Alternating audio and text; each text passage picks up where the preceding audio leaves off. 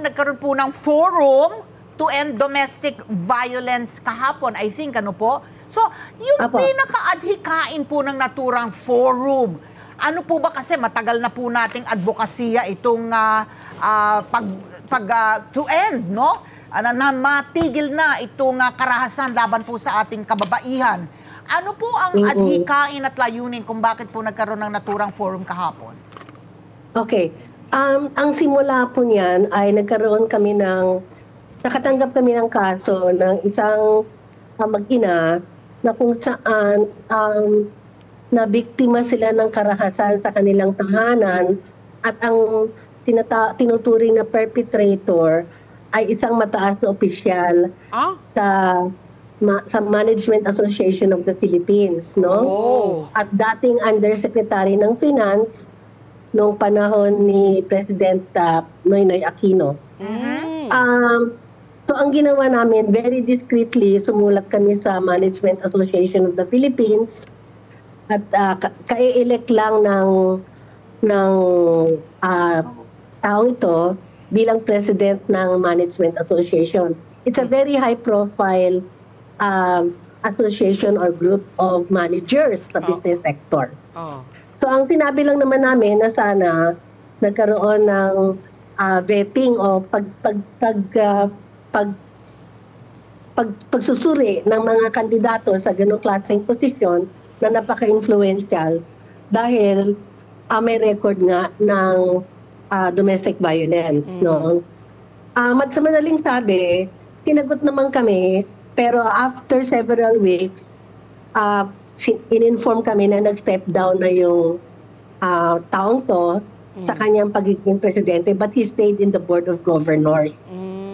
At hindi sinagot yung aming tanong, ano po ba ang inyong guideline sa inyong grupo na para hindi na maulit ito kasi parang nakatago yung isang napaka-manubhang violation, no, sa batas na may kinalaman na sa domestic violence.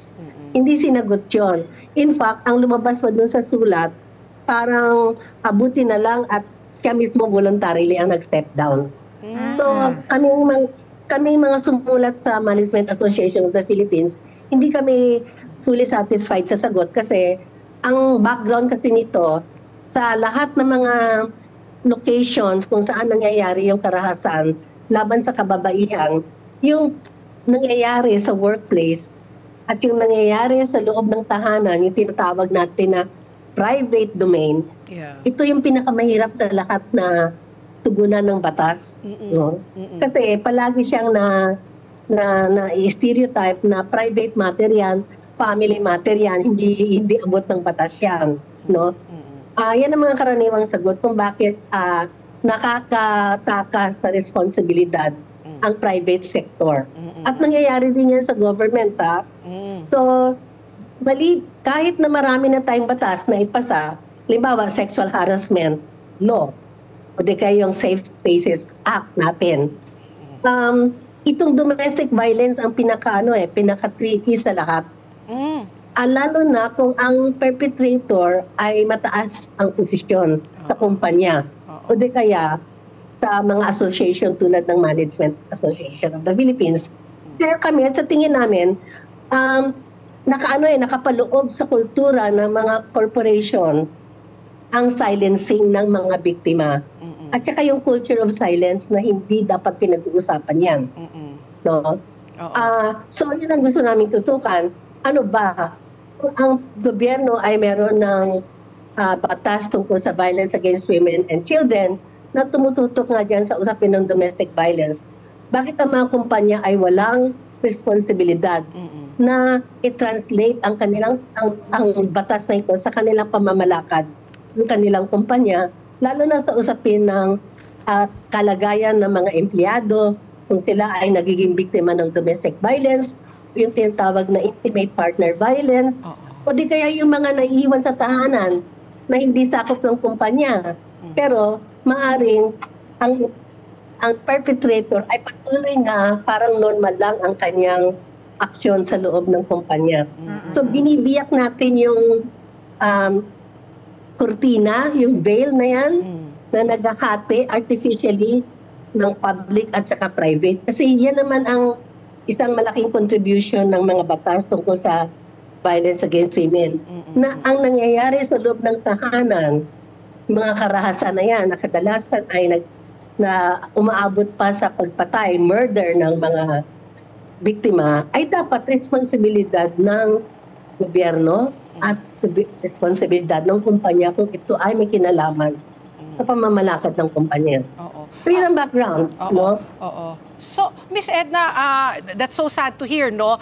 I'm just curious, yung sa nagreklamo, laban po dito sa isang executive po ng kumpanya na naging ng gobyerno, may action ho ba, yung babae ho ba, was she able to keep her position in the office? Siya ba she was asked to resign or kusa siyang umalis? Kasi yung mga ganito, di ba, parang he said, she said eh. So, may investigation rin ho ba na nangyayari po sa workplace? And then, ano po ang usual, kasi if I remember correctly, although this happened many years ago, may investigation niya na minsan talaga nga yung victim, no, nahihiyang lumabas kasi nga baka mawalan siya ng trabaho. Tapos baka instead of sexual harassment lang, makaranas rin siya ng pagbabanta sa buhay niya. Kasi nga, syempre, naging nito sasabog po yan, di ba? Para magkakaroon po ng skandalo. So, yung sa babae, I'm just curious po, what was her, after reporting it to you, what happened to her in the workplace? Ganito, nangyari yung domestic violence some years ago. Okay? Ang babae ay empleyado ng isang kumpanya, ng iba pang kumpanya. And in fairness, yung kumpanya niya ay nagbigay ng suporta sa kanya. Lahat na tulong na pwedeng ibigay sa kanya. Ang problema dito ay normal na gumagampa ng papel ang asawa na perpetrator.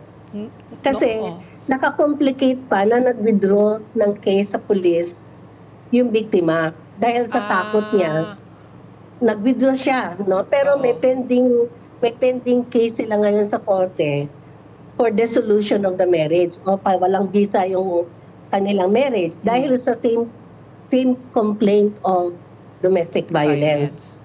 Kaya complicated siya dahil sa kunyari ang biktima ay hindi empleyado ng kumpanya na supportive sa kanya at ang biktima ay walang employment. Can you imagine kung anong klaseng pressure meron siya para makawala sa ganong klaseng sitwasyon, di ba? Kasi yung kaso namin, naging economically reliant naman siya sa sarili niya, no? Yeah. Meron siyang livelihood. Pero ang karamihan ng mga kaso natin ganito, hindi employed ng mga babae, no? At wala na talagang force of support yan. Maliban kung pupunta siya sa government agency at maaring makatulong sa kanya, bibigyan siya ng ayuda, no? Sa case ng maraming kababaihan sa mga komunidad na may hirap, no? Pero wala talagang force of action yung mga asawa na walang employment, no? At naiiwan sila doon. At dito pumapasok yung mas nagiging complicated pa na case kasi may financial harassment. At dito sa case na hawak namin, talagang may threats talaga na pipigilan ang financial support sa bata. Yung testimony na ginawa ng anak kahapon, talagang kinonfirm na pati yung kanyang tuition fee, nati-threaten siya na pipigilan pagka nagreklamo. At nangyari siya kasi after ma-expose yung case, nagbigay na ng threat yung ama na pipigilan niya yung support sa anak.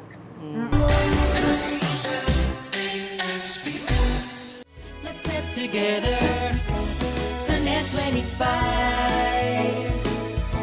Sunnet 25.